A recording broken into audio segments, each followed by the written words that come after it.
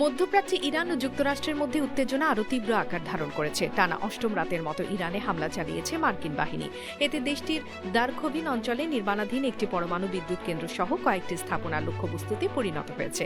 পাল্টা প্রতিক্রিয়ায় কুয়েত সহ বিভিন্ন এলাকায় মার্কিন সামরিক স্থাপনায় হামলার দাবি করেছে তেহরান। একই সঙ্গে যুক্তরাষ্ট্রকে বিপর্যয়কর জবাব দেওয়ার হুঁশিয়ারি দিয়েছে ইরানের সামরিক বাহিনী। আজ 20 জুলাই সোমবার প্রকাশিত একটি প্রতিবেদনে আল জাজিরা জানিয়েছে, মার্কিন হামলার পর যুক্তরাষ্ট্রের সঙ্গে স্বাক্ষরিত সমঝোতার স্মারক স্থগিতের ঘোষণা দিয়েছেন ইরানের উপপররাষ্ট্রমন্ত্রী কাজেম ঘরিবাবাদি।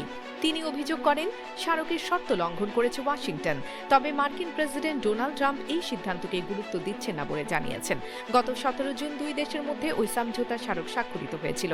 হরমুজ প্রণালীতে জাহাজ চলাচল নিয়ে বিরোধ থেকেই নতুন করে উত্তেজনার সূত্রপাত।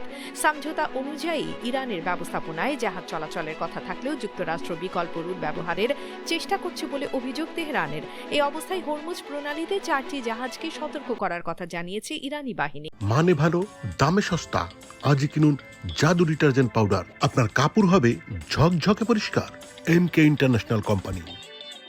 তাদের দাবি, সতর্ক বার্তার পর 2টি জাহাজ ফিরে গেলেও বাকি 2টি দুর্ঘটনার কবলে পড়ে। এদিকে মার্কিন হামলায় আক্রান্ত দারখোবিনে নির্মাণাধীন পরমাণু বিদ্যুৎ কেন্দ্রের বিষয়ে তদন্ত শুরু করেছে জাতিসংঘের আন্তর্জাতিক আণবিক শক্তি সংস্থা IAEA। সংস্থাটি জানিয়েছে, কেন্দ্রটির নির্মাণ কাজ প্রাথমিক পর্যায়ে ছিল।